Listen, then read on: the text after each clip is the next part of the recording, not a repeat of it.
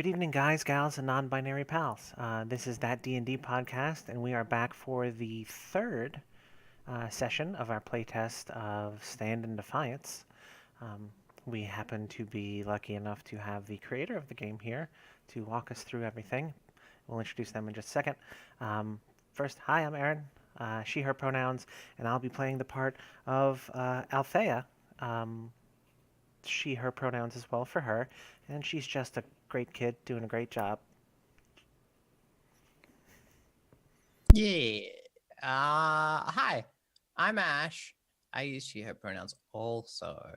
And I'm gonna be playing as Vigoya Talmother, who is a wholesome and lovely mother who cares for her family. She also uses That's she. all you got. That's all you got to say on her. Also, She what she takes also care of people.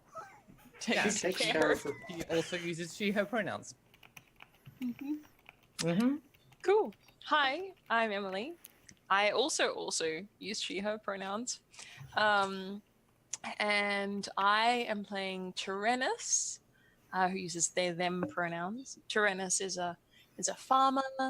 Is a very simple person. You know, the salt of the earth. They just want everyone to get along and for us all to live in a nice place. And I'm Jason. I made this game and I use they, them pronouns. I'm not playing a specific character. I'm high priestessing for this game, which is the equivalent to GMing. So I'm going to be playing all of the other NPCs, gods and not gods. And they're going to be using a whole range of pronouns. So Including that's- like different ones for the same character sometimes. yeah, Those yeah. are real good scenes. Gender fluid gods, they're a thing in this game. So Yes. expect to see that happen more.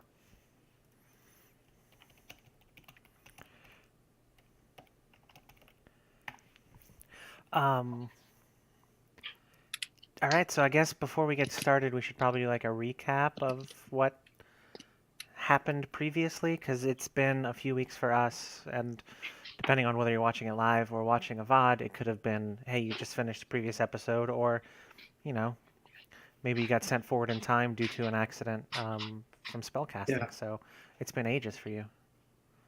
Yeah, so let's see. The whole thing started off with a feud between these two noble houses, both alike in dignity, in rural northern Tuscany, I guess, ancient Tuscany.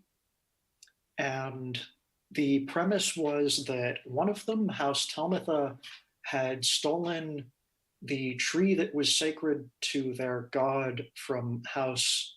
Wait, was it the other way around? The Nestors, no, the Nestors had stolen it from the Talmathas, right? Yeah. Yes. The Nestors stole the tree that was sacred to Pacha / Turan from the Talmathas because the Talmathas had refused to recognize Althea as the legitimate chosen descendant of the god, was how it all started.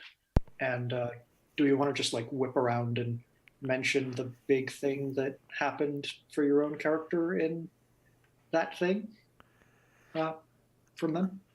Sure. So Althea's been trying to get the Talmathas to acknowledge that she is the um, divine descendant of Pacha. And, God, what's his name? Turan. Sorry, it's spelled right here. Pacha? It's starts with a P. I think that's a strange it's pronunciation of Turan. it's a look. So I wouldn't for the expect you to know. audience, for people just joining us now, the god is called by both names. Each family has a different name for which they call this god by. So I believe the Talmuthas call them Turan and the Nestors call them Pacha. Is that right? Yeah. So And us, Go ahead. knowing better, we use the proper name. But anyway, Right. I've been trying to convince Malavish, who is Vigoya's husband, to do his damn job so that, I can try and help ease the tensions between the families. And then he basically said, no, give me the tree. So then I went to my parents and I was like, hey, give me the tree, and they were like, "You're but a child," and I was like, "Nah, I'm cool. I got God power." I'm not a child. You know what? I hate you. I'm taking the tree and I'm running away. And then I did. And it worked?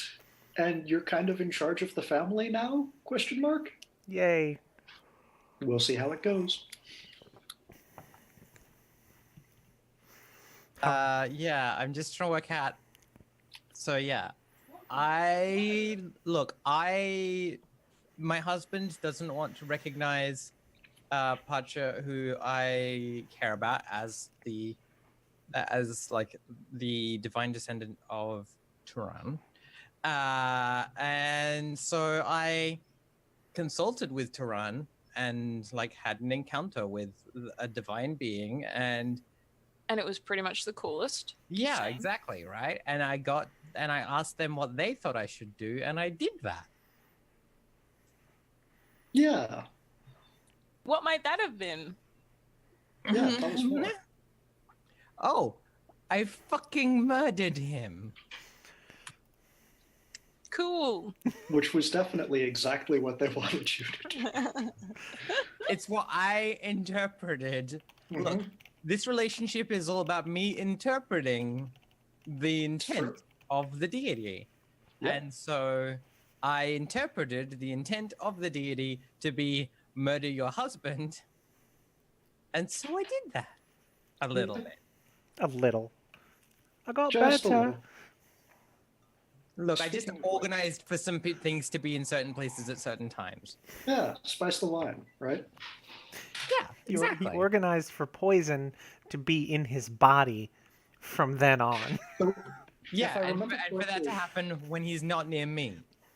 you also made something of a deal in order to make that happen, didn't you? I remember an oath being sworn to a god of death. Yeah, my firstborn daughter is owed to the god of death. I can't give up the firstborn son because he's going to become the Yeah. But yeah, my firstborn daughter, who I don't think we've named yet. No, we haven't. But she has been sworn. She, being a young woman of like pretty much adult age, has been sworn to the god of death by her mum. You know, because that's the sort of thing that can happen. Arranged Remind marriages me. are bullshit. Was that Surrey whose festival is coming up, or was that Vanth? I have a feeling it was Van. Yeah, that Okay. sounds more familiar. Yeah, I'm just changing that in the notes because I wasn't sure. Because I didn't do it at the time, which I should have. And Em, would you remind us exactly where and under what circumstances it was that Melivish died? Yeah. So my main activities over the course of the last few episodes have been around trying to like help facilitate the like, you know, the cooling off of this obviously quite small tiff that has like sprung up between these two houses. And so I offered my farm as a neutral place for official meetings between the families so that they could, you know, have discussions and like sort things out. And so last episode, Malovich came to see me to talk about like basically to try and like get my support and presumably my voice in the community for the Talmithers and whatever actions they might take. It was all a little bit like cryptic, but it kind of made it seem like he was perhaps going to do some bad things and wanted me to like be supportive and quiet about it. And I ended up agreeing to kind of do that if he would ensure that the Talmithers gave an appropriate offering at the feast to Suri, which is coming up. I think that was kind of how that interaction went. And then he died Yeah, that's right. in my house. Strangely. Strangely, I gave him some wine. Well, actually, his attendant gave him some wine, and then he died. And as he was dying dramatically out on the sort of front step of the building, Althea arrived with the tree. Yes, And that was where the last session ended. that was where we ended. So the question now is like, where do we want to? How soon after that moment do we want to start off? Because it's entirely possible that a whole bunch would be going down immediately, or we could jump a bit further into the future, depending on where people want to start with it. Because to remind us all, in this game, all scenes are started by players, so it's totally up to the three of you if you want to do something immediately or move on further in time. My feeling would be that the immediate scene following the scene itself, I'm not necessarily interested in, because I think it would just be sort of a lot, like a lot of arguing. But so I'm interested in maybe a scene like a bit later, even like later that day or something at a different location, perhaps. But I guess the main question from the immediate situation is like, are either myself or Althea like likely to be attacked by the guards, for example? Like, is there sort of an immediate like physical confrontation that would happen that needs to be like resolved? Or should we just assume that we all go to like a very tense meeting somewhere or something like that? Yeah. So the way that works is it does not need to be resolved because the scene ended. Right. And if a physical confrontation is going to happen immediately, then immediately would be whatever the next scene is. Gotcha. Whenever in time that is. So we aren't too worried about the exact chronological passage of time here. We just had the intermission, and we'll worry about when things happen when the audience filters back into the theater, basically. So the question is, what do y'all want to do next after this? I mean, we have to figure out what to do with the body, right? Well, there was also the large group of attendants from House. Oh, there was. There was. Yeah. So no, we can there's just trust absolutely them no to... hiding this. Yeah. Definitely not. Not unless we want to like attempt to murder 5 guards. Or something. So that's the question. Like, what is there an outcome that you want out of this situation? And if there is, let's do that scene. I would really like for no more people to end up dead tonight. Yeah, I think that would be my priority as well. No more dying stuff. Okay, so do the two of you want to like jointly start that scene as the making sure no one else dies scene, or how do you want to handle that?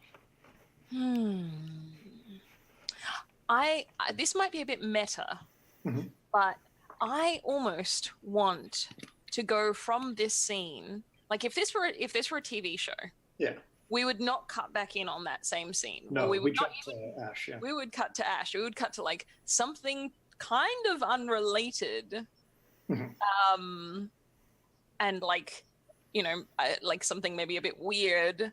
Yeah. And like see if that will lead us, because I feel like I would be interested in coming at this situation from like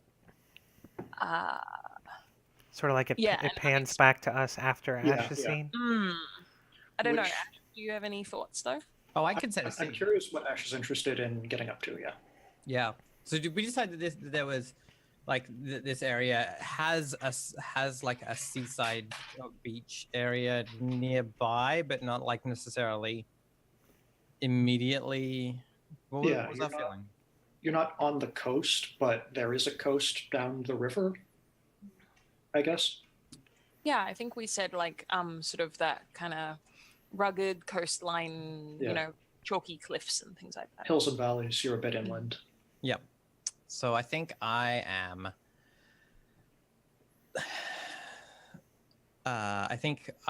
if we're cutting to me, it's like well past, like it's past when the party should have returned,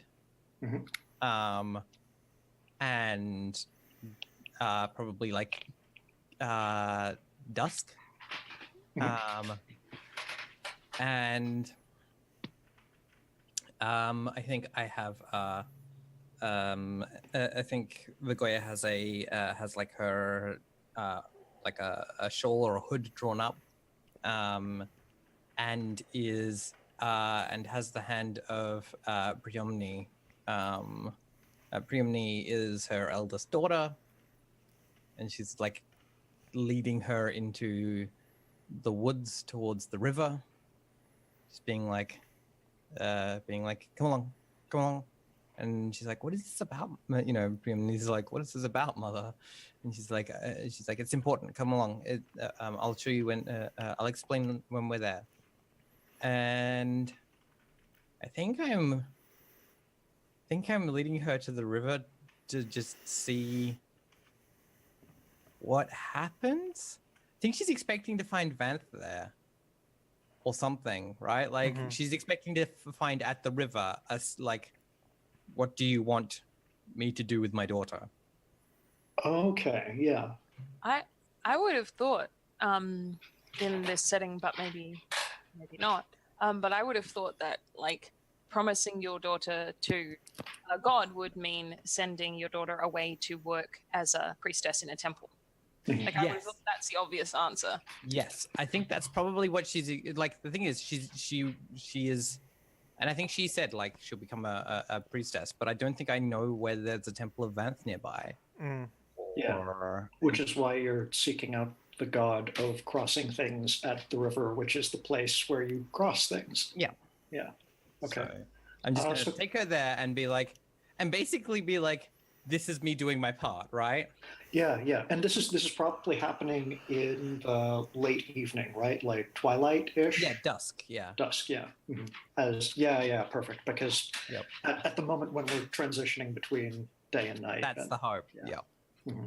So yeah, she's leading, she leads Priomni, through, I feel like, like an orchard, and then like through the part where the orchard like descends into forest, and there's like we hear the sound of like running water over stones and things, and like a bit where there's like a little waterfall or something where it's like particularly turbulent.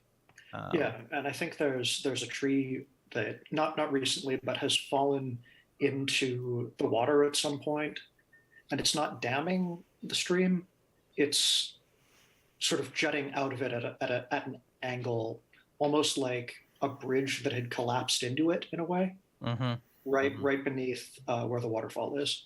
And it's been a while since it fell. It's not a leafy tree, it's a slowly decaying log, I think. And would you remind me, you've got 2 children? Is that right? I've probably got a half dozen children. Okay, half dozen children. Yeah. She's my oldest, because like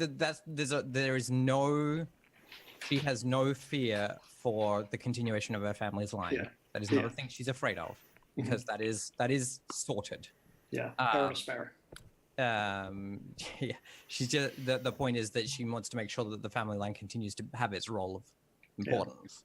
And is she your oldest daughter or your oldest child? Oldest daughter. Okay. Is there a son who's older? Yeah. That's the question. Is she older than my oldest son, who is in line to become the priest? Yeah. Also, what's his name? His name is Metvia. Metvia.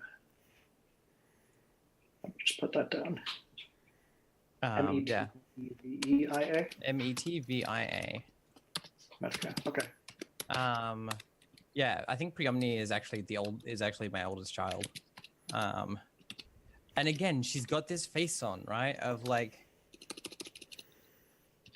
where it's very clear that she's, doing things, and like getting things done and getting things sorted and all of those sorts of things, and isn't reflecting on what she's doing Mhm. at the moment, because when that happens, there will be like she will make time later to have emotions about what's happening. Mhm. But at the moment, she's like Priamnes is like, "Mother, we should return for dinner." And she's Yeah. like, she's like, "Silence, child. We have important business to attend to." And yeah, And as you say, we have important business to attend to. I think the sort of the last bird singing of the day slowly goes quiet, and there's sort of a strange silence around you. And you would expect to be still hearing the sound of the stream, but that's sort of dampened out as well. And I think this is the moment where we go into mechanics, because I have a feeling you're about to offer a gift. I am offering a gift. You are Yeah. offering a gift. And what exactly is the what? I mean, how do you? is it offering a gift if Mhm. it's the payment of my half of an like if it's the completion of an oath, right? Yeah, that's true. Yeah. No, that's true. This is already a bargain that you've agreed to, and you're performing your end of it to fulfill that. Yeah. So it has, yeah. So you're there in this moment. Everything's gone silent. Priamne has been speaking to you, and I think she looks at you and makes eye contact with you, and seems a little bit concerned, and keeps speaking. I think But yeah, you she can't hear recognizes anything that coming out of like her mouth anymore. she recognizes that face that like of like I'm doing things, and I think Yeah. that like she would probably know that that like yeah, she would have this thing of like, I imagine Priamne's face just like just suddenly realizing that there's something very big, and like like a moment of panic, and like Yeah. She panics. She panics a bit, and she starts speaking more quickly. You can see her mouth moving more quickly, but again, you can't hear anything that's coming out of yeah, her. yeah, Mhm. yeah, and I think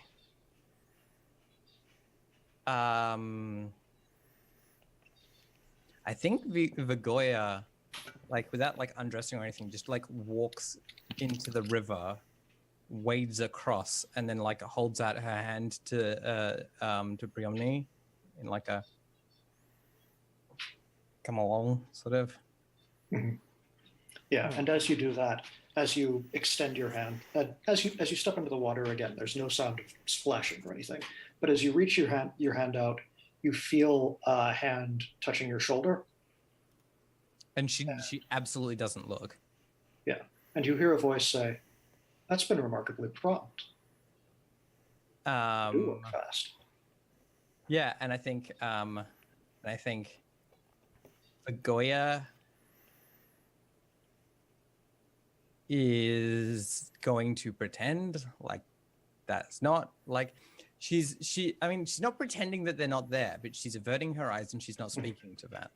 Yeah, and Primne is still standing across from you, and she appears to have just completely frozen mid-word as she was speaking.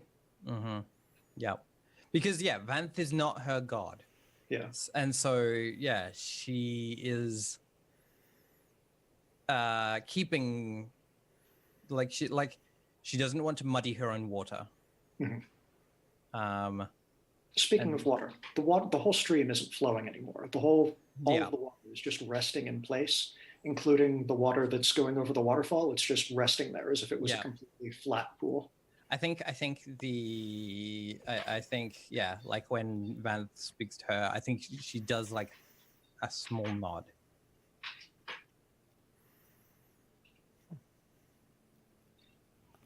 One for one life for another. Yeah, and again, like a small nod, and like this one more shameful. I'm honestly quite surprised that you were willing to give up too. Yeah, and I think she says, wait, where is it?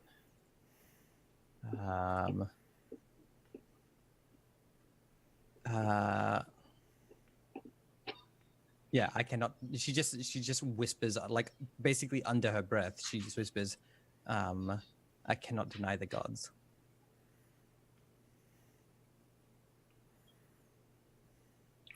Of course not. Still, it's interesting to me that even as you go into war with the Nestors, that you sacrifice 2 of your own house before the first battle has been fought. All the more for me. And in that moment, Priamna is no longer standing there. The bank is empty. Yeah, and then. And you feel the hand patting on your shoulder now. Things are Yep. starting to move again, slowly, little by little. Yeah, and she just waits for the hand to go, and then she falls upon the ground and weeps, and is just and like the night falls upon her as she's like she grieves for her sacrifice. Speaking of which, as the night falls, the birds don't return, but you do hear human voices wailing in the distance. Mm-hmm. Yep. And yeah, she continues to just lie on the ground, sobbing. And that ends that scene. So I do have a thought, which is that one thing that I was thinking about sort of what would Tyrannus most likely do in the time following the death of Malevich, and I think there are like 2 thoughts. One is like to Tyrannus, it's very obvious that the servant was in on it, because like it was notable to them that the servant insisted on pouring the wine, and like there was literally no one else to do it. It was either going to be Tyrannus or servant. So I think one thing that they would want to do would be to try and talk to the servant. What was the servant's name? Kalu. That's right, Kalu. Yeah. She, her pronouns, right? Yes. To try and talk to Kalu and basically say like, who put you up to this? What's going on? But that may not be possible depending on the attitude of the guards. And again, like that depends on how much attention they were paying, because it's entirely possible that like some of them saw what happened. So shall we go to that scene? Yeah, I reckon. I think so. Okay. And I think Althea would be there as well, wouldn't she? Because she just arrived. Yeah. So you're still at the this is pretty much in the same moment as. No, actually, we can roll this forward an hour or so to as it's falling in the same moment.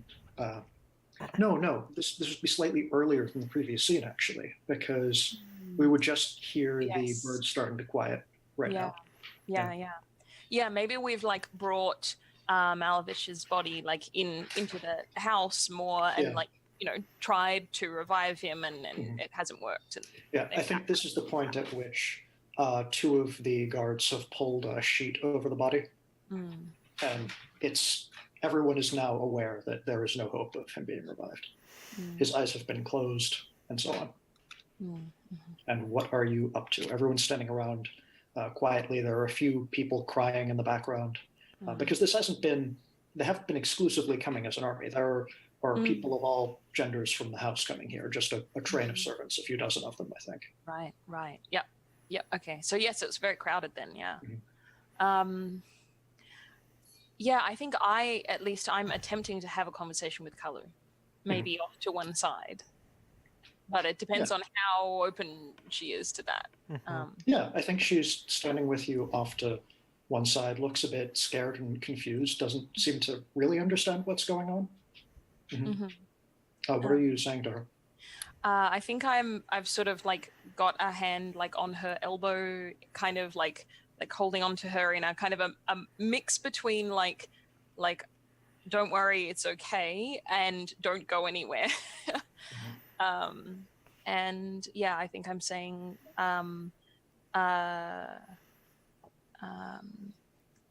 if someone has asked you to do this terrible thing, You can tell me about it. It will only get worse if you keep secrets. Do what? I don't know what you're talking about. And she sort of pulls a scarf tightly around her shoulders. And how do all of you feel about the introduction of violence into this scene? Yes, I feel fine about that. I feel like given the Sure. Yep, I'm circumstances, it makes sense. Okay, yeah. And as she sort of pulls the scarf a bit more tightly around her shoulders, someone comes up behind you, Tyrannus, and pulls your shoulder out of the way, reaches across, grabs her by the hair, and drags her into the middle of the room. Right, yeah, okay. Is this person a guard or like another one of the servants? She is what? Well, there isn't really much of a difference between guards and servants. A guard is just a tall, strong servant at this point, really. So she is a tall, armed woman who is one of the servants. Yeah, Okay. not wearing armor or anything, but she's got a sword at her waist. Is it drawn? Not yet. Okay. I think my And of course, you're there as well. Yeah, so you see this happen. She's pushed into the middle of the room. I think I would definitely sort of make an attempt to stop what's happening, but I don't think that I'm gonna I'm not gonna try to wrestle this tall, strong woman with a sword. But I definitely sort of make a no, look, we just need to talk. We just need to talk to her. But it's kind of like. So you're expecting that this effort to stop it will be in vain, rather than starting a contest? That's my assumption. Okay. But if she if the taller woman takes note of or listens to me at all, then I'll engage in conversation with her. But I'm sort of assuming that she's doing a thing now. She's taking charge. Yeah. No. Kalu is screaming at this point, and the tall woman forces her onto her knees in the center of the room and draws her sword. I think I look to Althea kind of helplessly. Yeah, so I think Althea runs to the middle of the room and puts herself between Kalu and the person with the sword. What are you trying to accomplish here? Get this person to chill out for a second. Put the sword away. Okay. Don't make this worse. Okay, so do you want to start a contest with this, or does that action just sort of achieve its own goal, is the question? Because if all you want out of this is to be there and be physically present, then I can just keep stacking complications. That's fine. Okay. Yeah. So yeah, I think she tries to interpose herself between the two people kind of in the middle of the scene, and she holds her arms out and she says, "You will stop, and we will go about this like civil human beings." Yeah, she just shoulders you in the chest and then pushes you back with her hand. The hand that has the sword in it just presses you out of the way and says, "Was this done on your orders?" No, of course not. I've come to rebuild the shattered friendship of these two families. I've brought with me the tree that was taken from the Talmuthus. Tree or no tree, it was done. And she sets the tip of the sword right around there at Kalu's collarbone, pointing straight down. I think I want to sort of come close to the two of them as well, and I'm happy to engage in a contest with this person. Okay. But I think I just say, if you hurt her, we will never find out why it was done. We must talk to her. And your intention here is pretty clear, right? It's to make it so that... Do not kill this woman. create an understanding that she is not killed so that she can be talked to. Yeah. Great. Well, let's roll straight into the contest then. Okay. And you're rolling a d8, and I'm rolling d6s. There are 2 dice in the High Priestess pool. And we're going to try out the new contest rules Ooh. And they work pretty much exactly the same way as they did before. The only difference is that now, for the first roll of the contest, I can roll more dice out of the pool rather than having it just be 1d6 versus Gotcha. 1d8. Yep. So Gotcha. you'll be rolling 1d8 as before. I'm going to roll both of these dice because, so the woman turns to you and says, it's no one of your house who was killed. You have no authority to speak of this.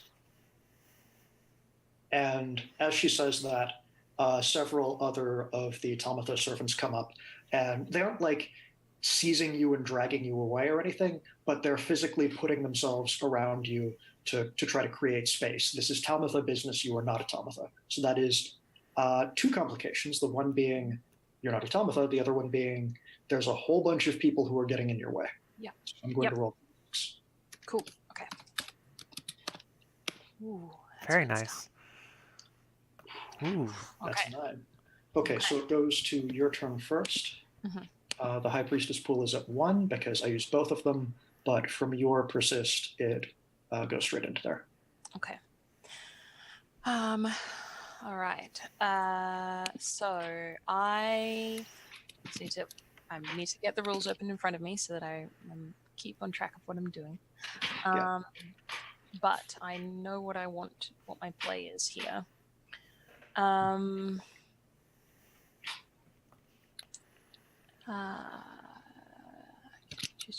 Okay.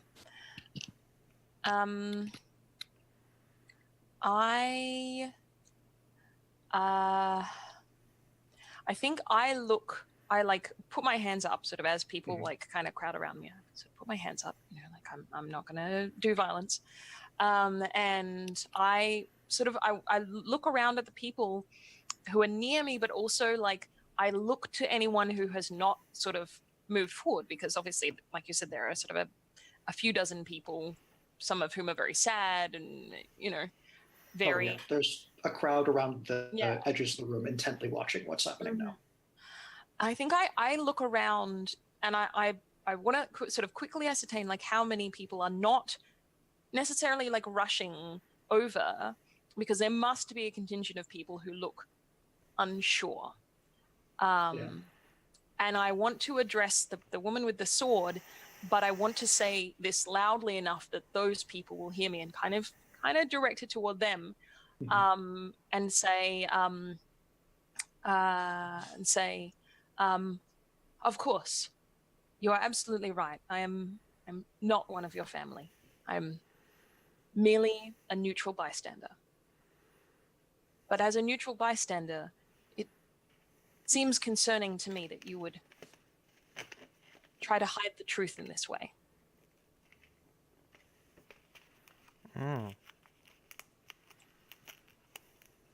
Great. Roll the d8 for that. D8 plus 8 at this point. Okay.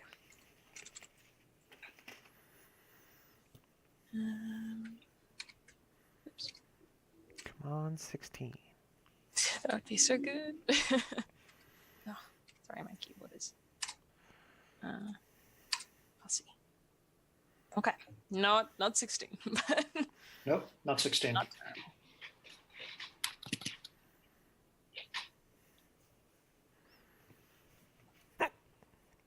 Yeah, she doesn't stab immediately, but she sort of shakes Kalu by the hair and says, "You're one to throw around accusations. A murder happening in your house. How do I know you weren't involved?" And that's a complication. So I'm going to throw in d6 plus 9 now and see what we get.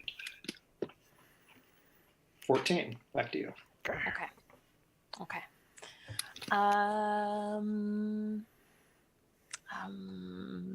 I am definitely like, oh,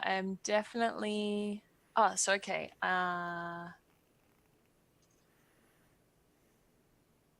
If I can't persist, So Aaron could intervene, which functions as just another person persisting, which would amount to which would actually mean that you could persist and then she could persist on top of that in a certain way. Ah. But she can only do that one time per contest. Okay. Oh, So we could like go into. Stack effort that way. Yeah. Is that a thing that you would want to do, Aaron? I have an idea. Cool. Yeah, So, okay. so I mean, I got this tree here using my low-level god strength. Yeah. Carry this whole tree. I think We I'm just, established you have that. yeah, I think I'm just going to like grab this lady by like the chest and just lift her into the air and say, not only are you out of your depth, you are making decisions for a family you are not the matriarch of. You will go find the matriarch, you will tell her what happened, and you will tell no one else. Do you understand? Roll your d8. D8 That plus is. 11. Shit. 13.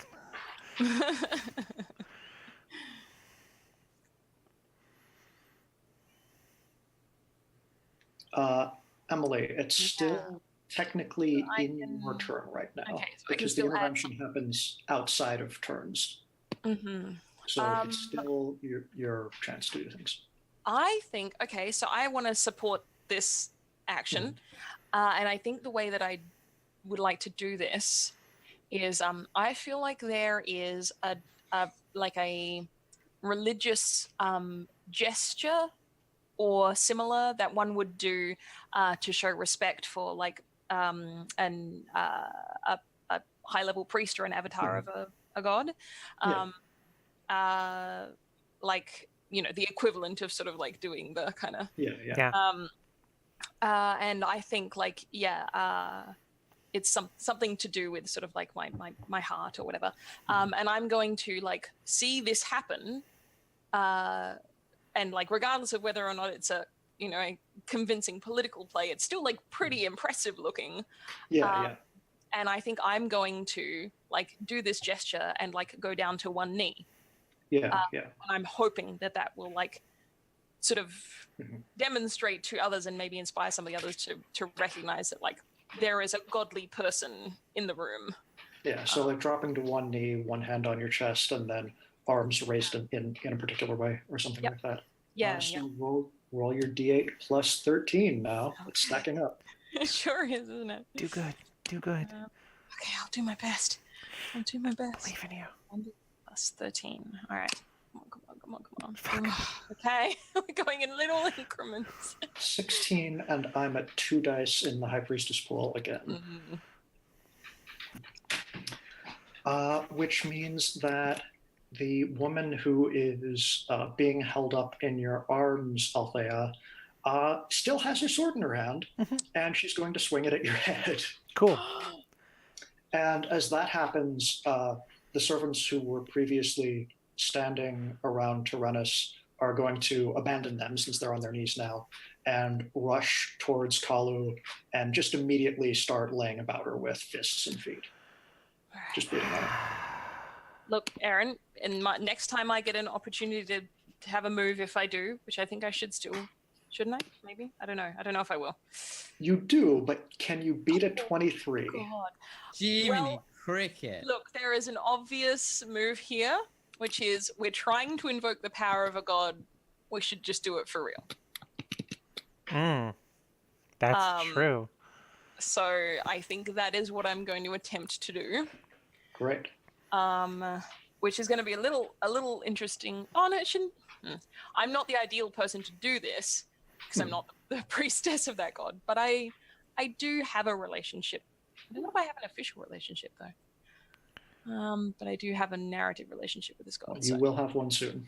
Yeah, that's for sure. All right. Wow, 23. Yikes. Okay, so that is what I would like to do. I would like to. So is this the oath that is that how I do it? So you're making an oath to Turan or Pasha? Which name are you using for this one? I would use Turan because that's you're within that sort of system. Yeah. And it's less a political statement and more just this is what I've always been taught to call this person. Unlike everyone else, you actually have private religious practice It's true. or spiritual practices, technically. Yeah. Okay. So, yes, players should make oaths when the characters are desperate. Yeah, cool. Sounds good. I'm pretty desperate. I don't really want us to all get killed by these people. I don't need a head. It's fine. So, God won't accept something the character shall by all rights give them already. I haven't broken oaths or anything. Okay. Sacrifice something of great personal value.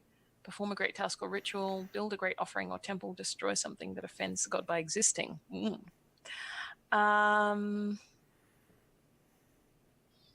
Look, I think it's my modus operandi is either offerings, offerings or like sacrifices. Yeah. Um, So what at this point could you sacrifice that is yours? It's a good question because I don't have a lot. Yeah, you And don't have kids to give up. No, I don't have any family. I have my farm, but I'm already sort of like, I've already pledged all of my That's true. my best harvest to a different god. That's true. It would still work as a gift, though. Just be like, I will give you also this. So is there anything like relationally or emotionally that you could offer or sacrifice? That's what I'm wondering.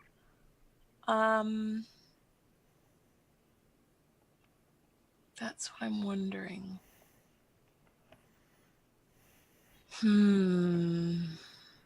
Oh gosh.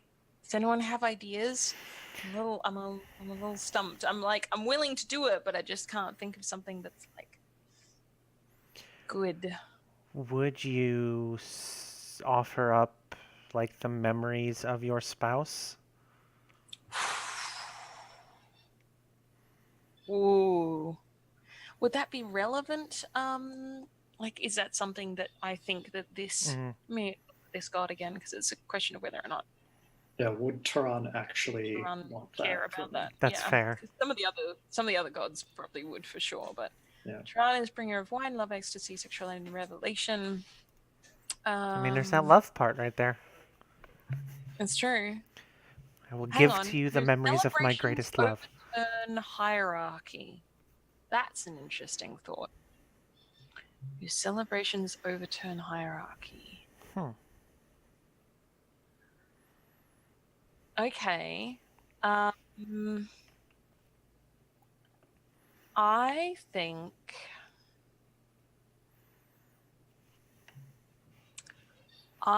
think I'm gonna go with and see if we think that this is good. But I'm gonna go with I while I'm already on the ground in like prayer position, I screw my eyes shut and I make a prayer in my mind to Turan, and I say, Turan, it is clear to me that you are acting in the world. You are trying to change the structures of these families. I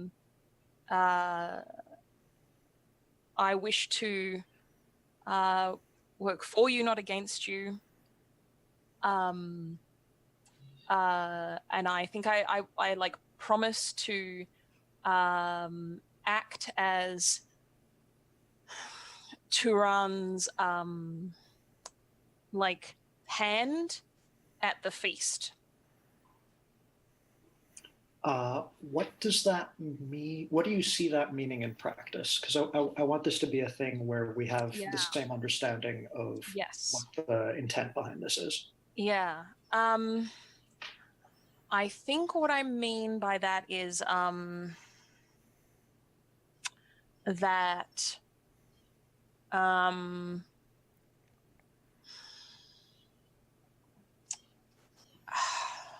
well, I'm wondering because it's a multi-step thing, so it might be too complex because it would require me to like talk more to this god to like to like get specific things, and that's not really like I can't be like I promise to do whatever it is that you tell me later when you tell me to do it. Yeah. Because that's not really a clear oath. So that's the thing, right? We need to. It needs to be a thing that you think a specific thing that you think they want right now, rather than just sort of later on when you tell me what you Later on want. when you tell me, I'll totally do it. Yeah. You can't offer. You cannot offer the gods an IOU.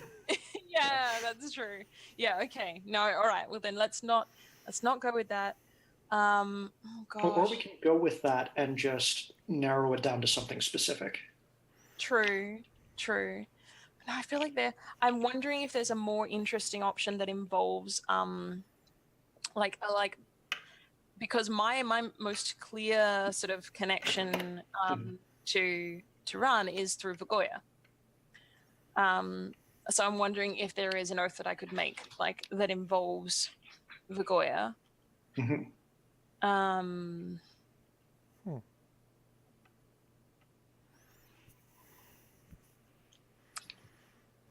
I wonder whether I make the connection. Like, I'm wondering whether Tyrannus has a suspicion that Vagoya is involved with this. I think that is entirely up to you whether you think Tyrannus would do that. Would make that connection in their mind. Whether they're, I mean, well, this is the question, right? Like, is there suspicion in your relationship with them, or is there now? What is my current? Because if what has happened has created suspicion there, then it follows that you would believe that. But that's entirely up to you to evaluate what that relationship is now. So my relationship with Vagoya is trust and competition. Is there still trust? Is the question. Yes. Yeah. There is. Is that trust shaken by this?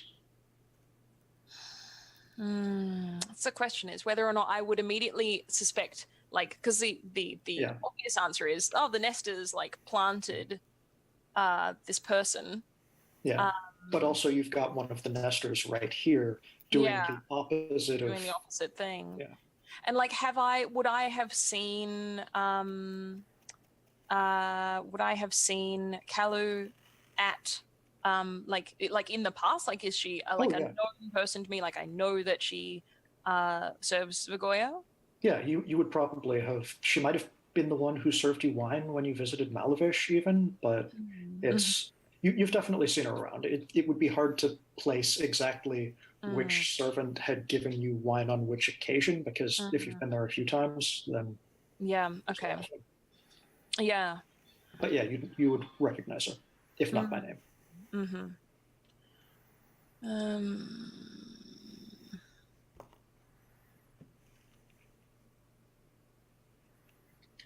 If you want, we can go to a break here and keep thinking about that and make the decision. I'm being very indecisive. No, it's okay. It's. I'm just noticing that we're hitting about an hour in, and that seems like a good time as well.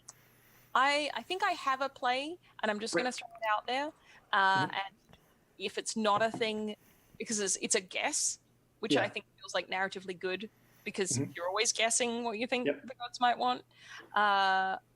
I think I'm going to say that I like, as I'm sitting there, I like look at Kalu and I have this moment of like, this is not a person who would betray her family. So that means, and I say to in my prayer to Turan, like, stop the death here, and I will save Vagoya. And when you complete that thought, Kalu vanishes. The whole crowd of people beating on her sort of breaks up in confusion. The woman who Althea is holding in the air drops her sword. Just inexplicably, it slips out of her grip as she swings her arm. And Kalu's gone. And the scene ends. And now let's go to break. Yes. Cool. Nice. Okay, let's see. We'll be back in about 5 minutes or so, everybody. So if you want to get up and get some water like we are, I recommend doing it. Circulation is good. We'll be back.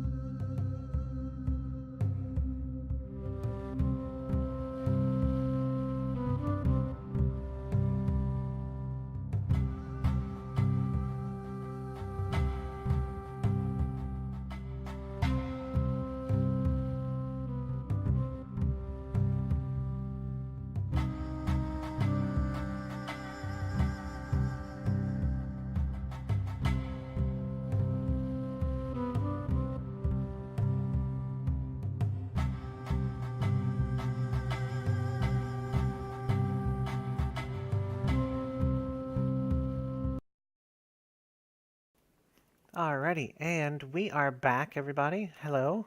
I know that you missed us terribly, but fear not. We have returned to tell you tales of wonder and woe. Whoa. Mostly tales of woe. Whoa. So Wow. yeah, awe-inspiring. Yeah. So coming back, what do you want to see happen, Aaron? Because Althea's just been in a bit of a tight spot. Yeah. Where do you go?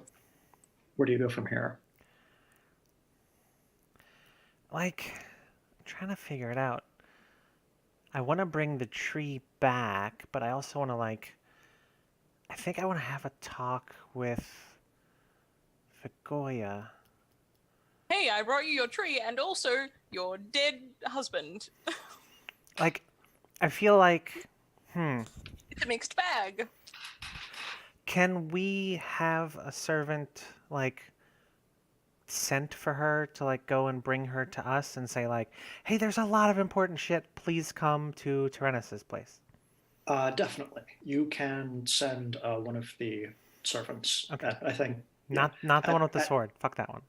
No, a different one. Is this, yeah. is this like the next day or whatever? Because I feel like, yeah, like because Vigoya. I mean, I suppose they could come and find her in the woods. Or it Yeah. could be that the message was sent, but no one could find her until the morning. That's like, what by I'm the thinking time- is likely. Yeah, Yeah. can respond. Yeah. It's very urgent and everyone's kind of panicked. So I think Althea is probably as time goes on, she's probably growing more and more worried that whatever happened to Malavish has also happened to Vigoya. Yeah, Vigoya is not showing up despite several servants, I think, being sent off one after another to go hunt for her. Yeah. So I think she's Yeah, I think- probably just pacing back and forth outside. Yeah. So yeah, the So- next day at midday, Jeez. that's when Vigoya will show up. Almost looking like she's not held up by her own strength, but rather just hanging somehow in the air. She stands on. She's just suddenly standing on the doorstep, and there's a knocking sound, and she eyes to the floor. I think the moment that Althea sees you, she's going to sprint over and try and give you the world's biggest hug. Oh no.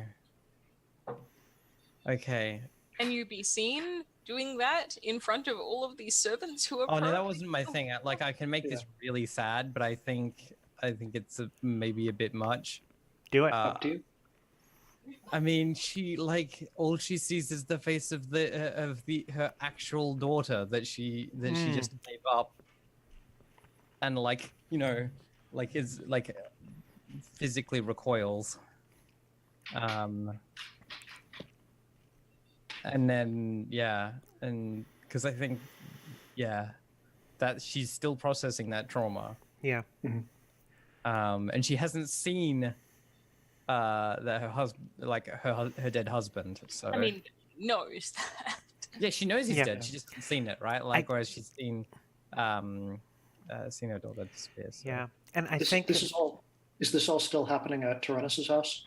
I think yeah, so. I think so. Okay. And I want to say, I think the attempt to give you a hug is also to keep you in the doorway until I can here's what happened, because I don't know what you know, if the servants have told you anything. I want to be able to tell you before you find out, because there's a sheet on the sofa. Yeah. And I do think you would have been accompanied. Vigoya would have been accompanied back by the servants that found her, I think. Or would she She have? should have split been. off? I don't know why she isn't. Oh, interesting. Okay. I would like to have had a brief word with Althea Mhm. before, and I don't know how that works. Flashback. But it sounds like there was a lot of Maybe waiting not. around time Yeah, Yeah. there has been time. What has happened? There's been a tense night. this night. Mhm. I think, There's a body in your house. yeah, I think I don't explain to Althea at the moment, like, why Kalu disappeared, Hmm. because theoretically only I know why that happened. So I don't explain that, but I say,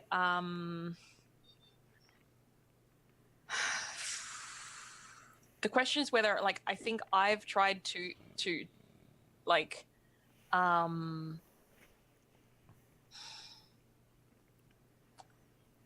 think I've tried to convince you that the simplest story is that, like, Kalu was working for someone or some god, like, separate from, you know, the Nesters, separate from the Talmuthers, obviously, because why would they kill their own, like, you know, the father? Like, that would be ridiculous. So it's obviously some third mysterious someone that she was working for, and that's what we should tell Vigoya, you know, because it will be very upsetting, and we've got to get our facts straight. So I think, like, that's the kind of thing that I've tried to, like, that I've tried to suggest in the interim period. Okay. In the Makes sense. meantime, I think there are only a few of the Tamatha servants still around. Two of the taller ones standing at each end of Malavish's body, still armed, keeping an eye on it. But many of the rest have vanished. Some to go hunt for Vagoya. Some somewhere else. Maybe it's not entirely clear. Okay.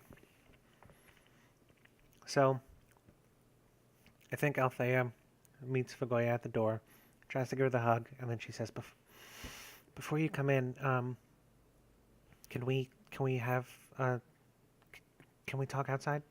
Just the two of us, please." I think yeah, Vagoya like nods a little, like she's clearly very weak and like she's in that she's very much grieving. Mm-hmm. But she gives like a weak nod, but like doesn't move to get out of the doorway. Yeah, I think Althea's gonna put her hand or her arm kind of around your shoulder to try and sort of lead you, maybe to like a bench or somewhere and shady to sit. she she goes along with. Okay. So I think she leads you somewhere, and she looks at you and she says, "So, the servants who found you, did they tell you anything?" Servants. Yes, we sent the servants from here to come get you, to ask you to come back to this place so that we could talk. Oh, okay. What did you want to talk about? Well, there's a few things. Is he dead? And she looks. You hear shouting from inside the house. There's one of the servants, one of the ones who was standing at the foot of Malvish's body, standing in the door, hand on hip where the sword is buckled, shouting, "Mistress, your husband. Were you told?" She does, and she says to Althea, like, so he's dead. Yeah, she looks completely shocked, and like I think all she can manage is a nod. And she's like, and she's like, so what was it? What you wanted to talk about? Did you already know? And she's like, I came here to see. Okay. Well, I brought the tree. Also. And she looks and she says, that's very impressive. I'm so proud of you. Thank you. I was hoping that by bringing it we could avoid any death, but she's like, and she calls out to the guard and she says, stand. I think she calls across the guard and just says, stand there, please. Just like, the guard shouts back, "Kalu has disappeared. Stand It was there, poison." please. And he goes silent and doesn't say anything else. Yeah, and she turns back to Altair and says, "You've prevented a lot of bloodshed." That's always been my goal. Yeah, and she says, "I should inspect him." Do you want me to come with you for support? She's like, "That would be improper." Okay. I'm not sure how this normally goes. So whatever you need. She says, "I've never." She says, "I've never had a husband die before either." She nods a little and she says, "Well, you're important to me. So if there's anything that I can do for you, please let me know." She just look after the tree. I will. And yeah, I think she heads inside and goes towards goes to go inside and looks at the gun and says, "If you finished shouting." I'm so sorry, mistress, and stands out of the way. Yeah, and she goes inside and inspects the body. Mm-hmm. So I think I'm in there. What is Althea up to after Vagoya leaves? I think she's kind of pacing around again outside, except this time instead of waiting for Vagoya to show up, she's waiting for an idea to come to mind for how to help. Mm-hmm. Maybe I don't know if this is helpful to you, but maybe I come out of the house as Vagoya enters, because there's a private family thing that's going to happen, and I don't really want to be in the way for it. Or either that, or I get I have been booted out. I don't think you get booted out. I think Vagoya just says to Tyrannus, just "I would like to inspect my husband's body," right? There's the implication there. Yeah. Please, yeah. So I think I would come out anyway. So whether or not that interrupts your thinking, or I imagine several of the guards might leave as well to give you privacy. Yeah, I think that's assumed. That's the implication. Yeah. They all exit, which means that there are now a couple angry-looking guards staring at you, Althea, and a few servants that are still just weeping in the corner of the courtyard, and silence from inside the house. I think she's going to ignore the angry ones, and she's going to go try and console the ones who are weeping. Is this offering a gift?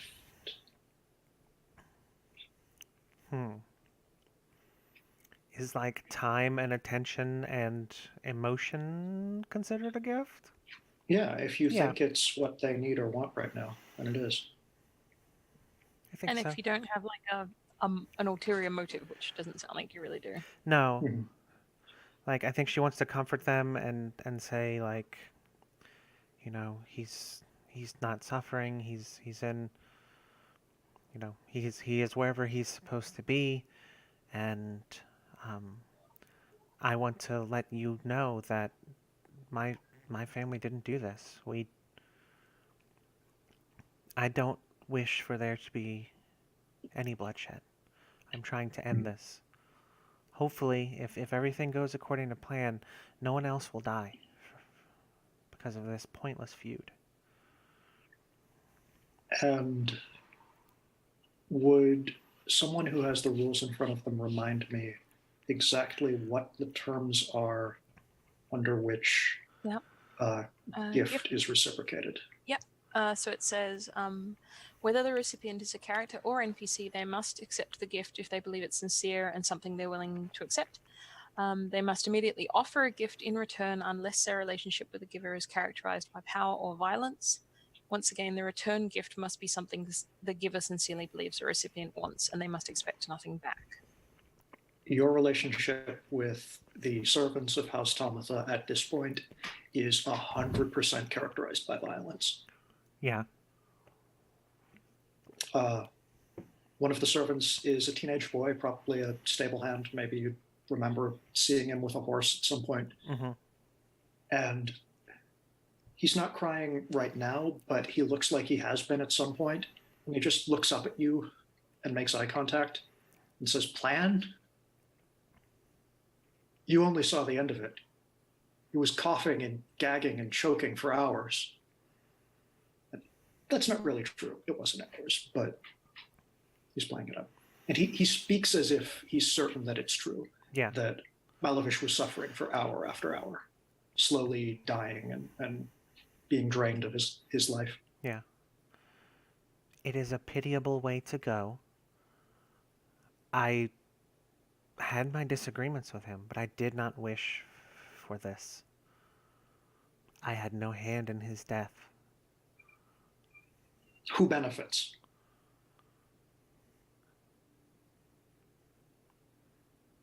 I don't know. And he asks, implying that the answer is clearly House Nestor, but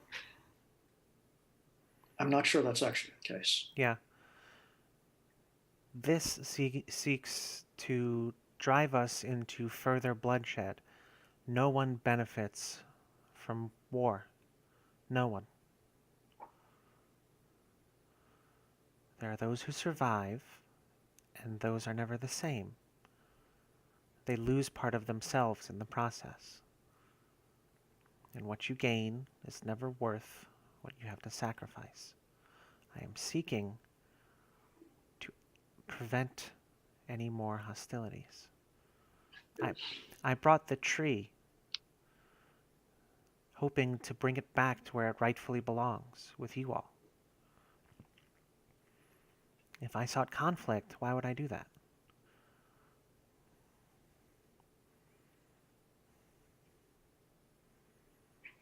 The kid just shrugs. I stood against my own blood to do this.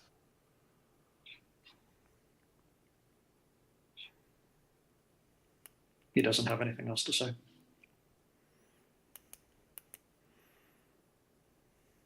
I think she's gonna kind of just sit on the ground by them and just wait.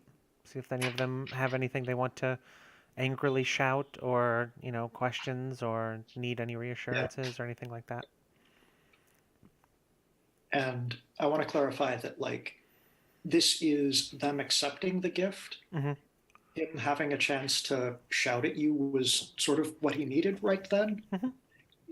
They just aren't giving anything to you in return. Totally fair. This is pure emotional labor on your part. Yeah.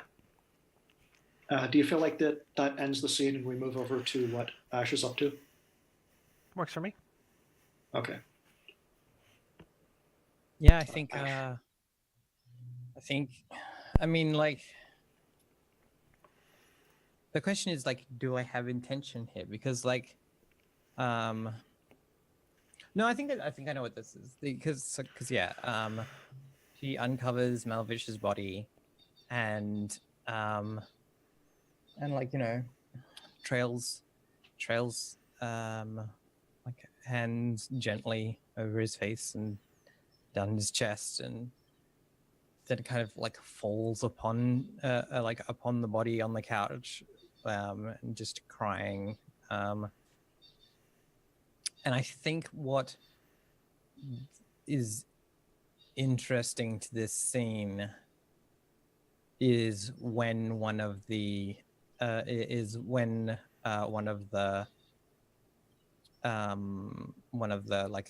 that is remaining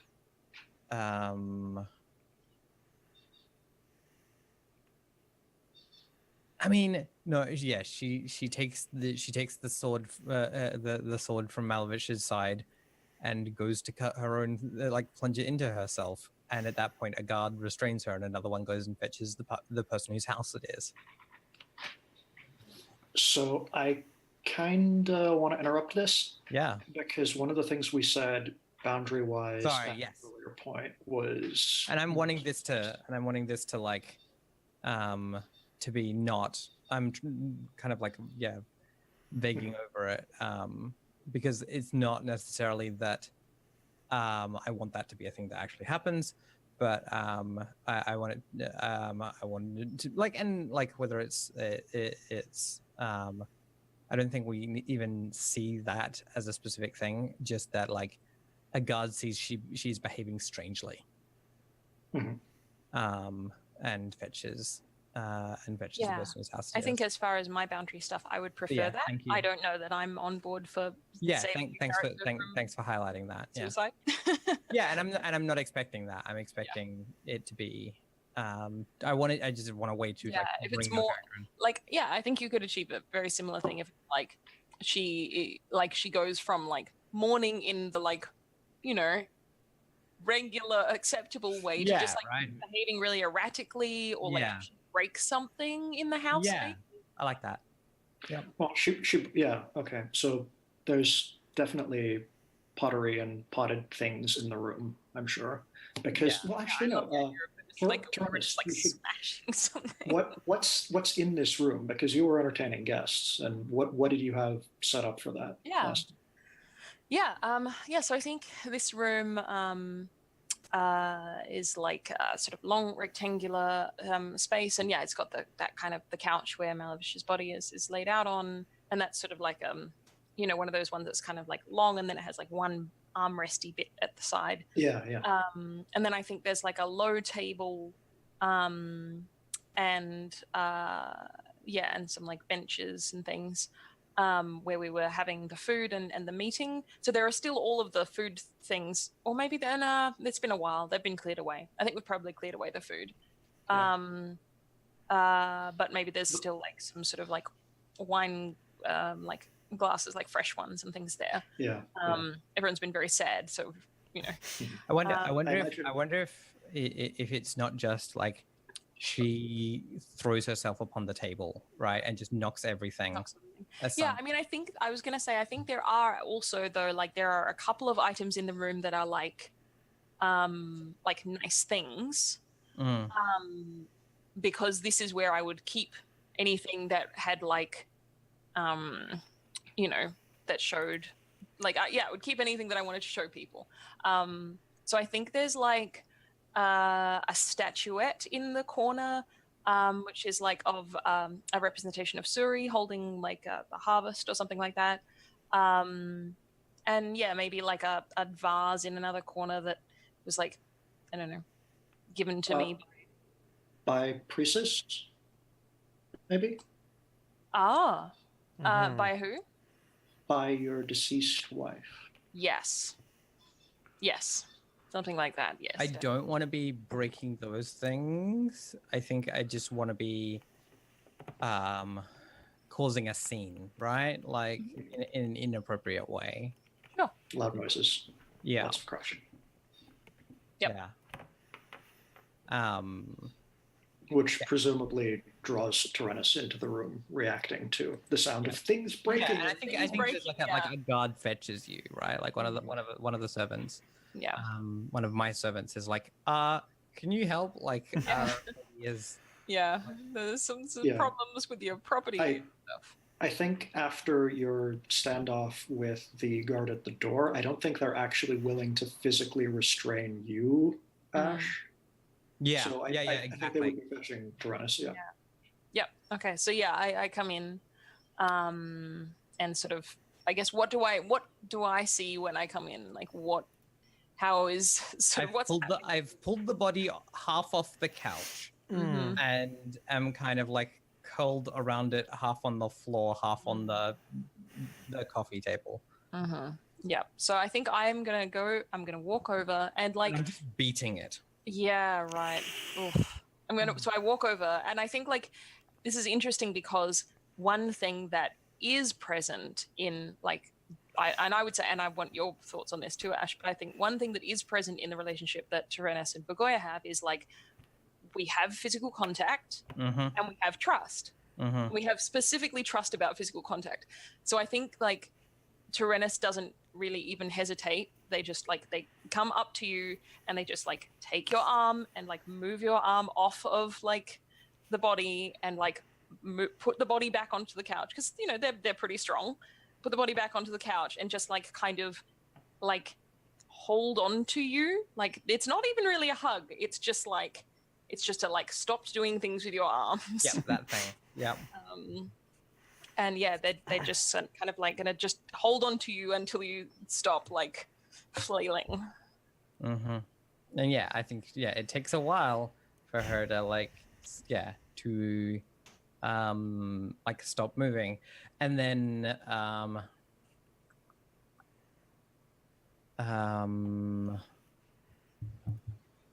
she and I think as like I think she just starts asking like why yeah is he dead? Why is he dead? Why did why is what was the name that we had for my daughter? What why is Priam gone? Why have I done this? yeah Who are you asking? Uh the audience, right? Like if there were a chorus, right? Like she's kind of asking herself, kind of asking Tyrannus, kind of asking the gods. yeah and Mostly herself, I think. yeah. Which Yeah. means that the answer from the chorus from the gods is silence at this moment. And I think I think Tyrannus it just sort of is like just kind of nods sympathetically and says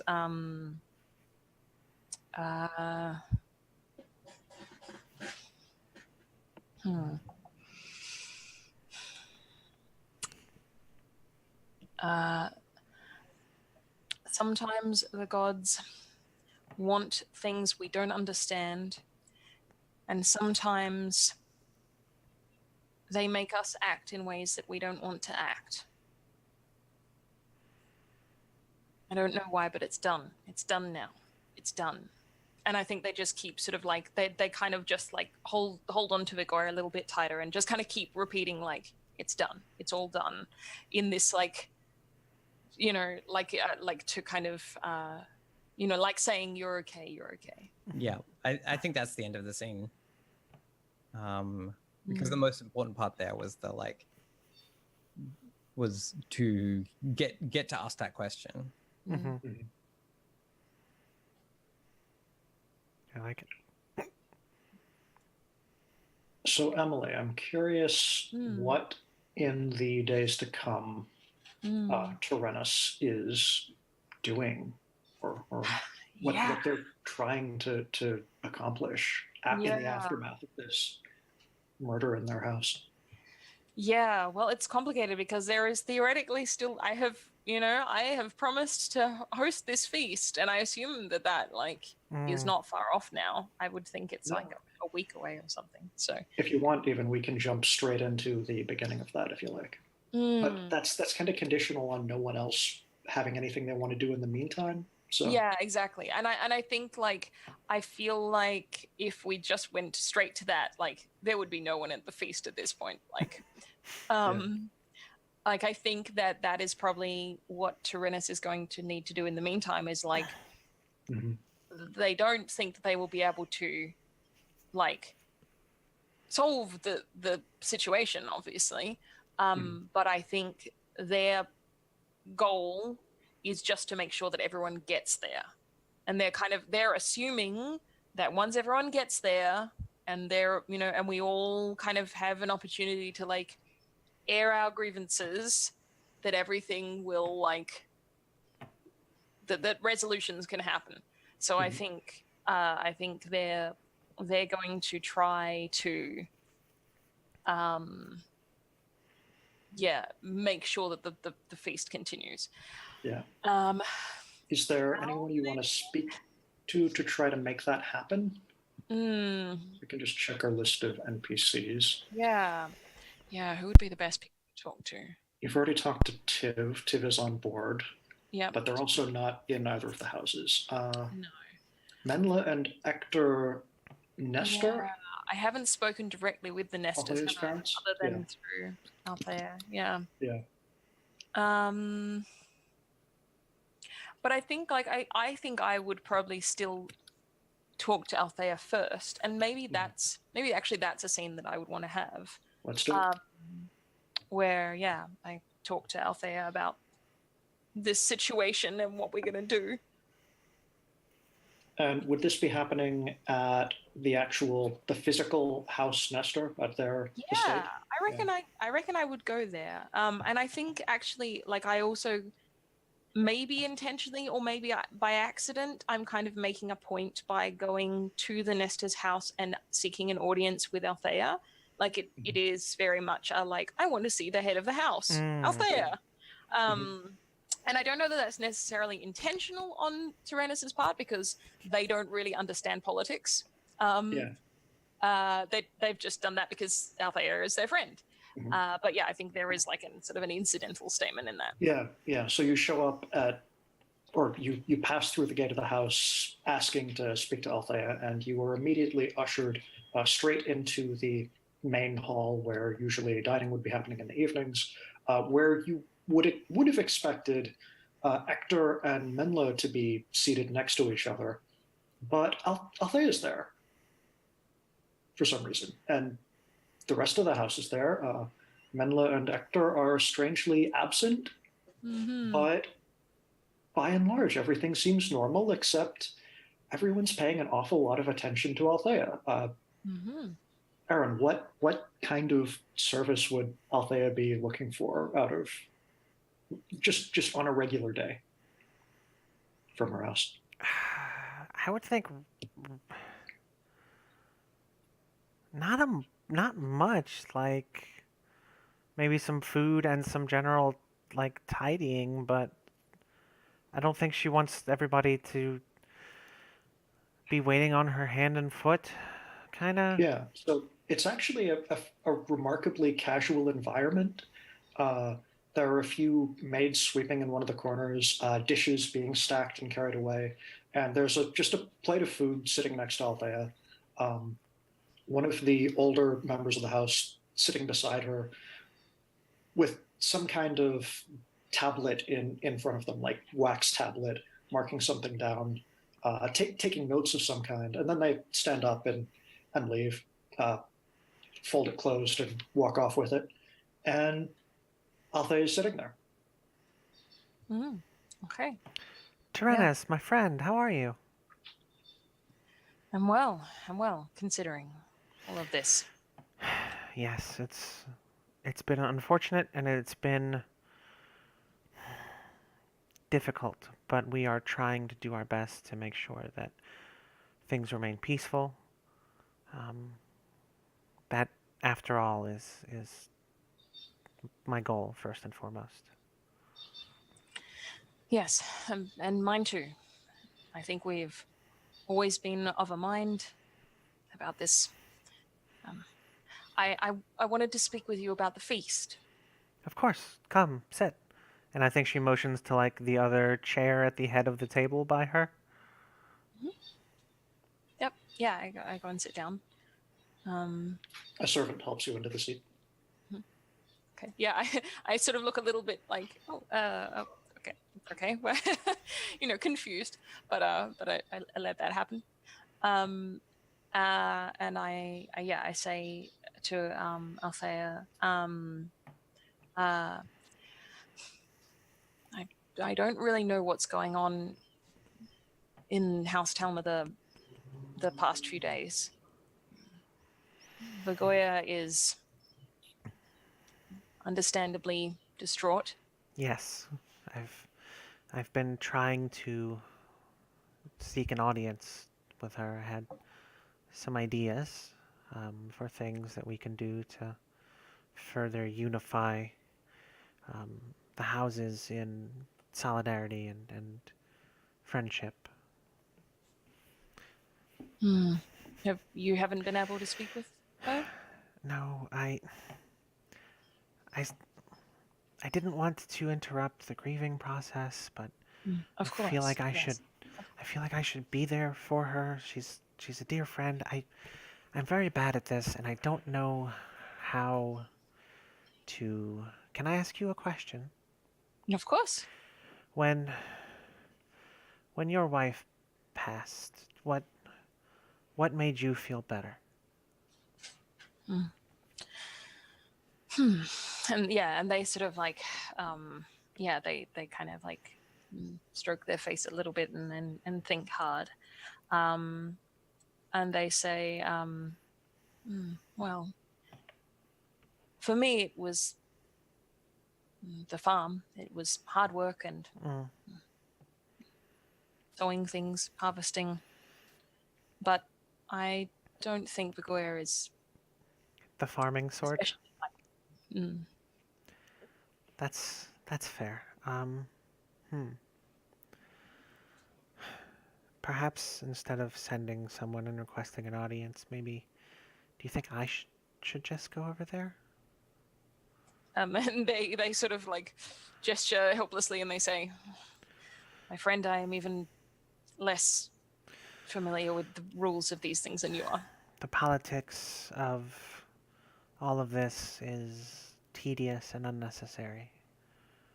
I simply And I wish think to comfort a grieving friend. when you talk about the politics, I like say, yes. And I like look around the room and I say, well, speaking of, where are your parents? Here or there, somewhere. I don't. Um, they don't check in with me much, aside from when they have something interesting to report. How do they feel about what's happened? Mm, the dying or the me sort of taking over the household or all of it. A lot's Yeah, happened recently. I gestured like, yeah, all of it. Emily, does Tyrannus know Errol Nestor?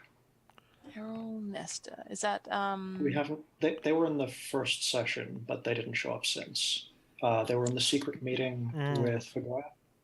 Oh,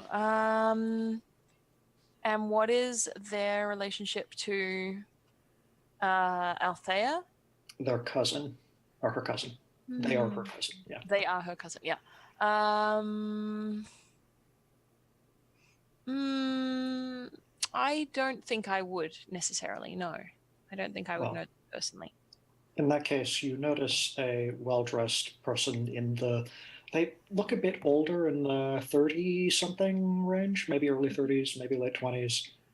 Dark shoulder-length hair, and they're they're not seated. They're standing some ways off, and they look like they have a lot to say, but they are like actively biting their lip and not speaking up in this moment. And Aaron, I think Althea is perfectly aware that Errol is here and aware that they are unsure of what the propriety is with this situation, like how their relationship with you has changed since you're in charge now. Mm-hmm. I think she looks over and she says, "Come, cousin, speak. You shouldn't have to worry about biting your tongue with me." Errol gestures at the empty chair and says, "May I?" Of course. They walk up and sit down.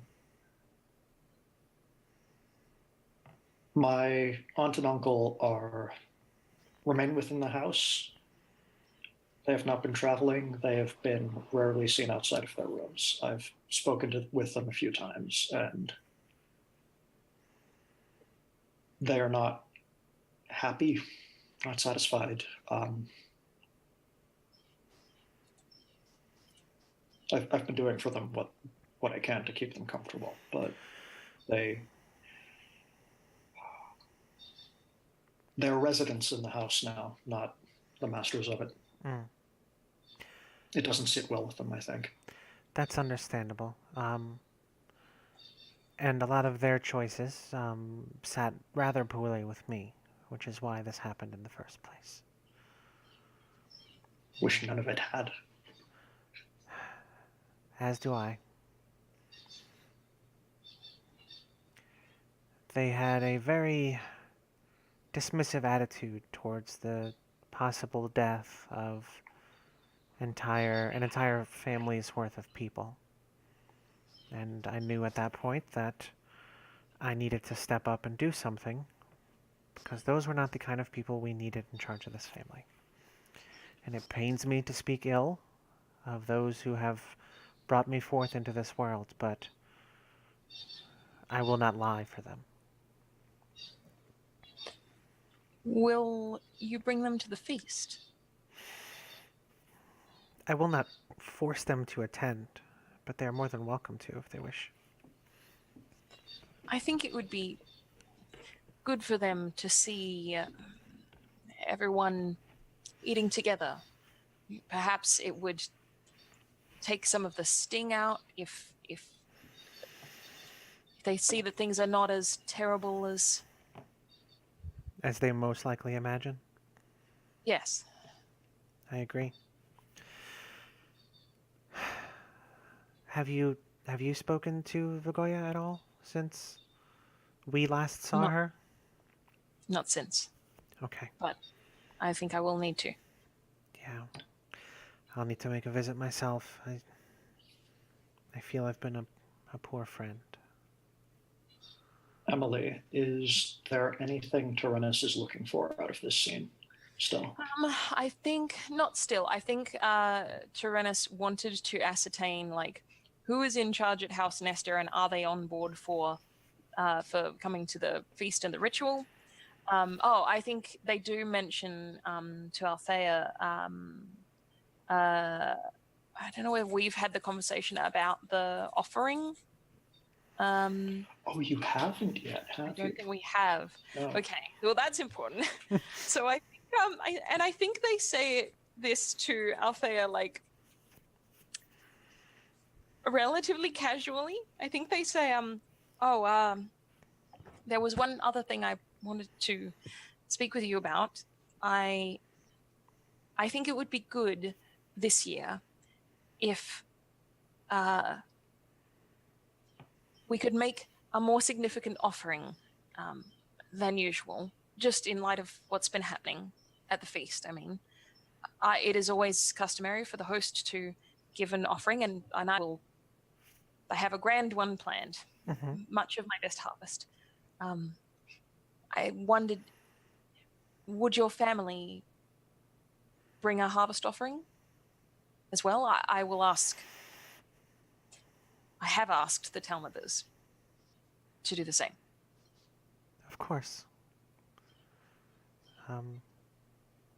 We will donate all that we're able. Of course, we have to see to the needs of the family and make sure we have enough to Of course. survive the winter. But yes, do not make life difficult for yourselves. But we often have extra, and I'm more than willing to make a donation, and to increase the size of our offering. And Errol, Oh, sorry. Errol looks nervous and shifts in their seat, leans back kind of uncomfortably, crosses their legs.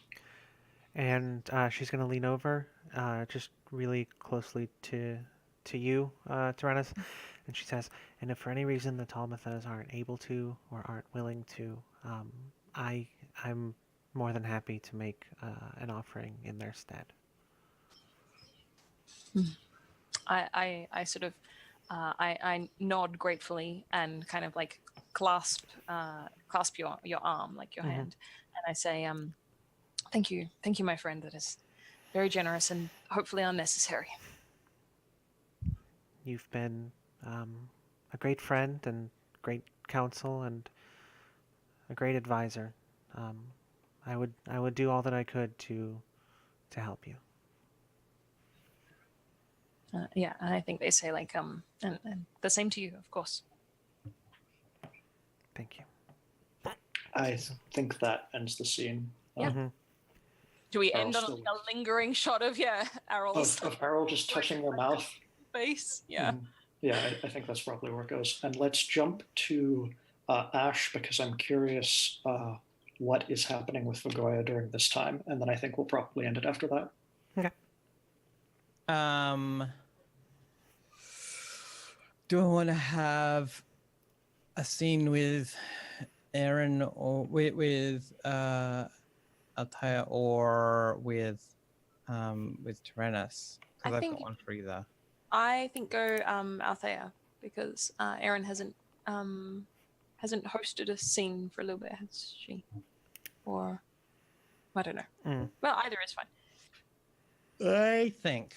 We were kind of leading up to like a talk between Althea and Vigoya, but All right. So first off, I think. All right. Well, I think. Did we name my son? We named my son something. Medvia. Yeah, Medvia, Medvia. yes. Yeah. So I think. Actually, I think the scene that I want is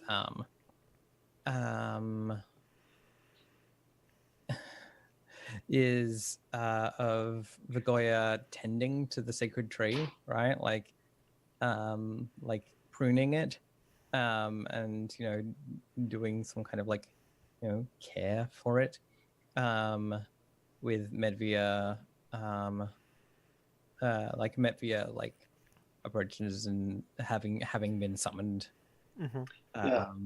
Medvia, I feel by like, his mother, right? yeah, summoned by his mother. I feel like it's taken him a few days to get here, actually, that he's been living not in the house, but as an adult with his own home in some other town fairly nearby, but it's taken a few days for news to arrive and then Medvia himself to return.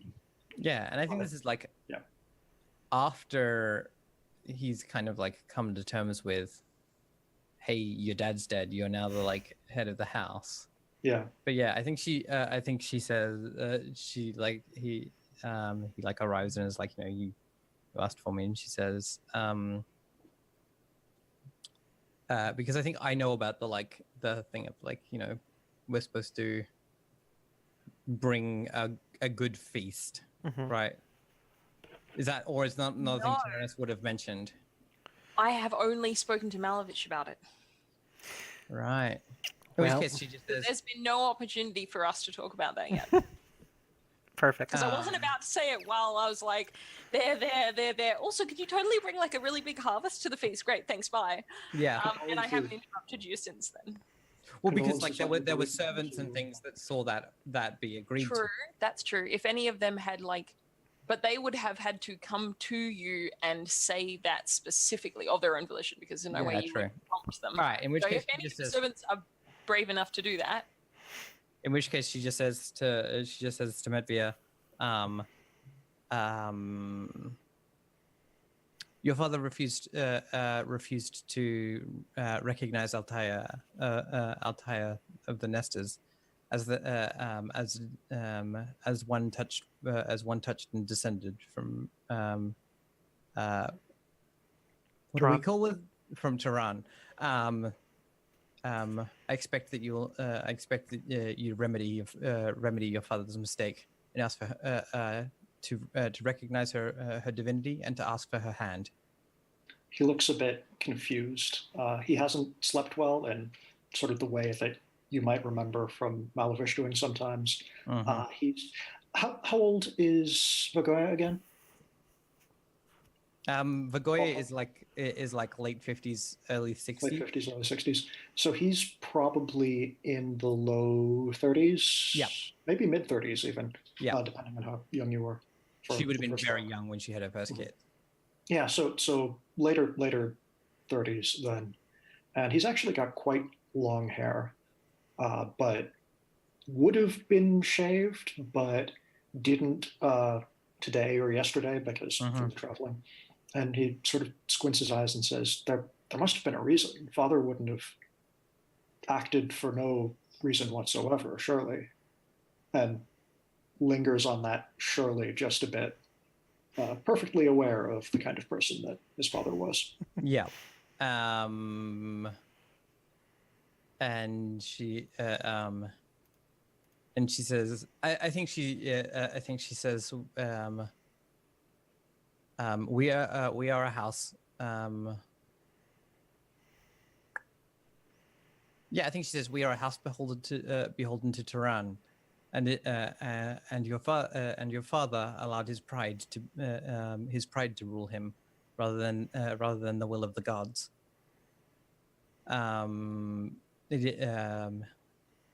You will take Altair as you'll take your Altair as your wife, your first wife, and says, and like whatever his current wife's name is like will become your second, right? Like, and in this way we shall submit. He sits for a few moments. No, actually, I think he would have been standing. At this point, though, he... Yeah, I mean, we're sits both down. standing in the garden, right? Yeah, he sits down on a bench that's nearby, or takes several steps to sit down on the nearest bench that he can find. And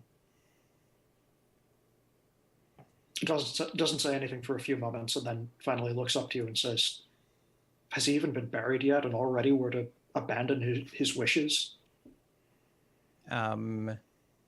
Yeah, she just turns around and is like, "The gods have taken two of my family this moon, and I will not see them take a third for insolence."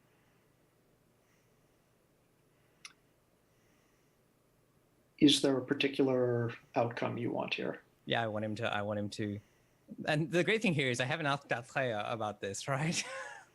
Nope. I want him to recognize her divinity and ask her to marry him. I think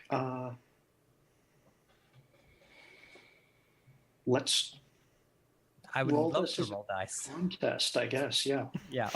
I only have one die in the High Priestess pool right now, so I'll only be rolling a 1d6. Yep. But you can go ahead and roll your d8. And I think the complication here is fairly clear that He doesn't want to? Doesn't want to and is already married. Yeah. I mean, But yeah. he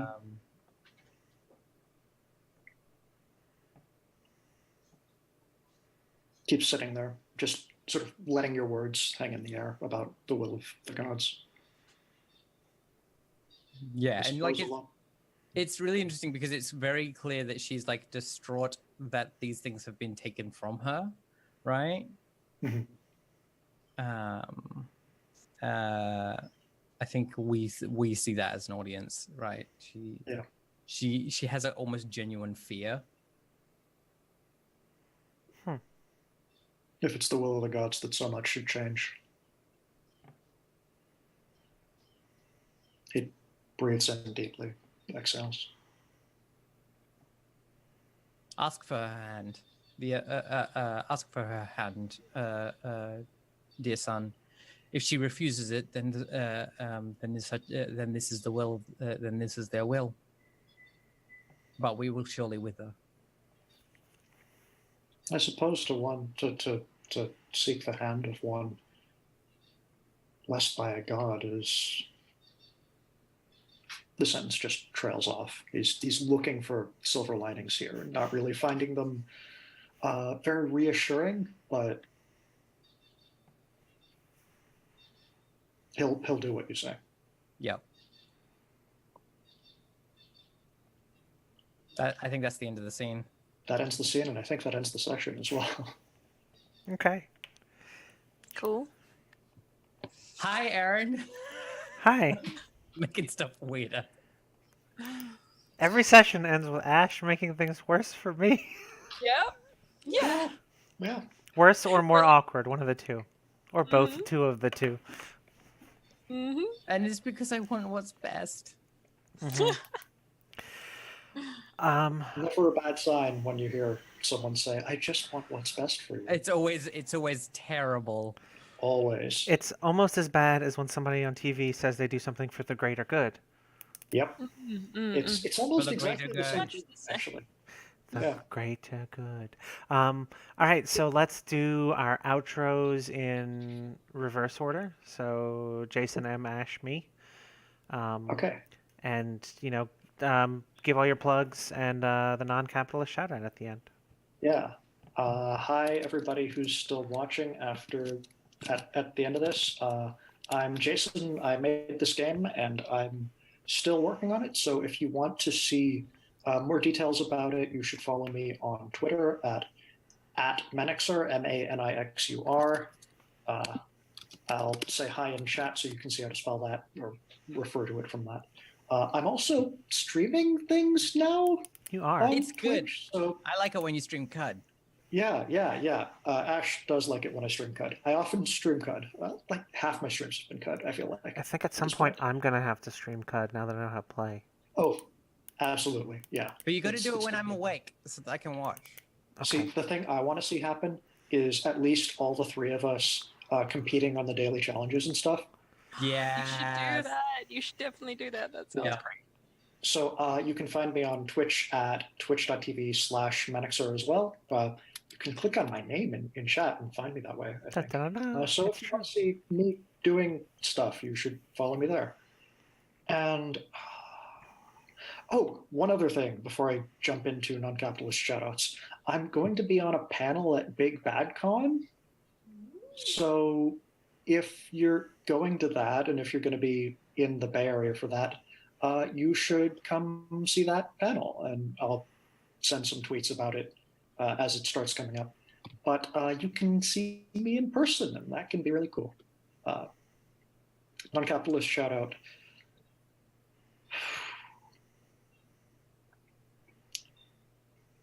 Asking other people for help, especially with emotional things, can be a difficult thing to do explicitly, but I encourage you to try communicating your needs explicitly in that way.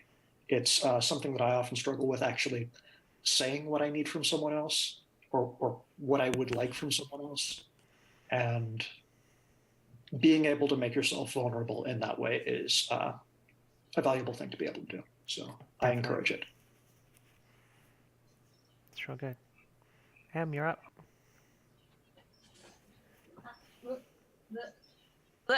Hi, I'm Emily. You can follow me on Twitter at Blackwall Says. I have a Patreon, patreon.com/Blackwall, where I post sketches and RPG maps that I design for games that I run, and sometimes film stuff and behind the scenes film stuff.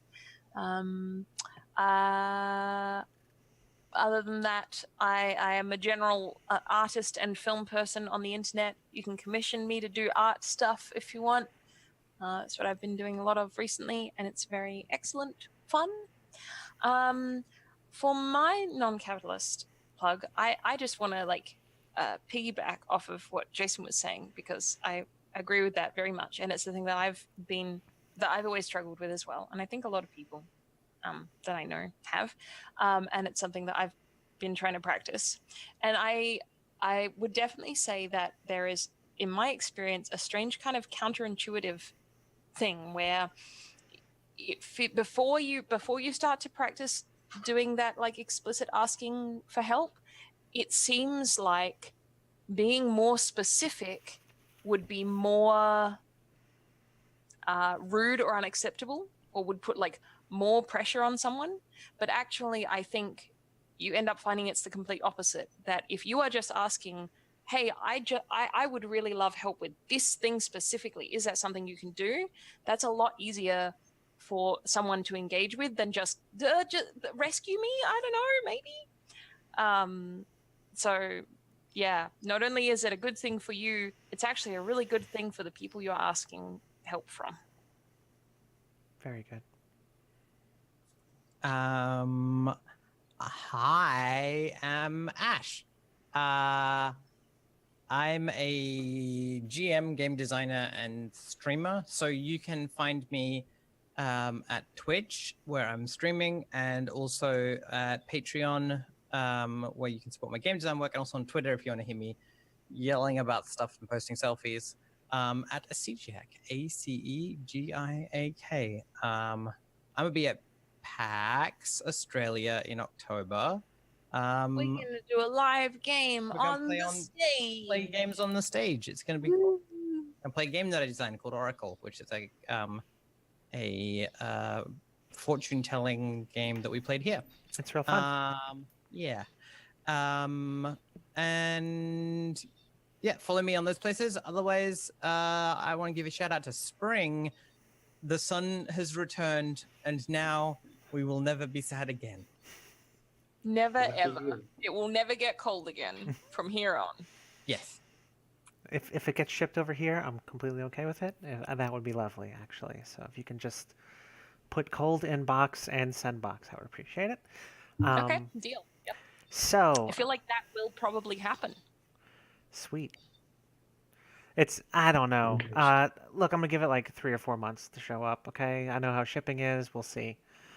Um, so I guess I've got two sets of shout out things because I gotta do them. So podcast stuff first. So we are that D&D podcast. We do a bunch of stuff. Interviews, which I need to get back to scheduling. We do playtests for rad people. We do full campaigns of stuff. I think we have Burning Wheel happening Tuesdays, and there's a Thursday thing that I don't think they've nailed down yet. But we usually record on Tuesdays and Thursdays. We have episodes of the podcast come out every Monday. If you go to thatdndpodcast.com, you can also find us at thatdndpodcast at Gmail, on Twitter, Twitch, Patreon, and YouTube and Facebook. Um, we have like 4.5 years at this point of backlog. If you want to watch all sorts of stuff, you can watch me pretend to be a dude and be a DM for a 4E campaign. So that's something. Um, it's layers of acting. So Yeah. so I guess for my stuff, if you want to find me, I'm at the roadvirus _ on Twitter. I'm the road virus on Twitch with spaces or underscores between the words because I can't find uniformity anywhere. I am, if you want to help me raise money for expensive trans surgery stuff, you can go to gofundme.com/AaronGetsGRS. I think that's mostly everything. If you go to my Twitter, be warned, it's like uh, the 4 Fs. It's food, flirts, photos, and fun times. Like, How does RPGs. puns fit into that? I consider those to be fun times. Okay. Ah, interesting. Yeah, it's PHUN, but it's also an F because it fits for both things, and the H is silent, so it's got layers. Don't worry about it. I knew you had this covered. Yeah. I've gotten adept at making shit up. Um, and my non-capitalist shout out for tonight is consent.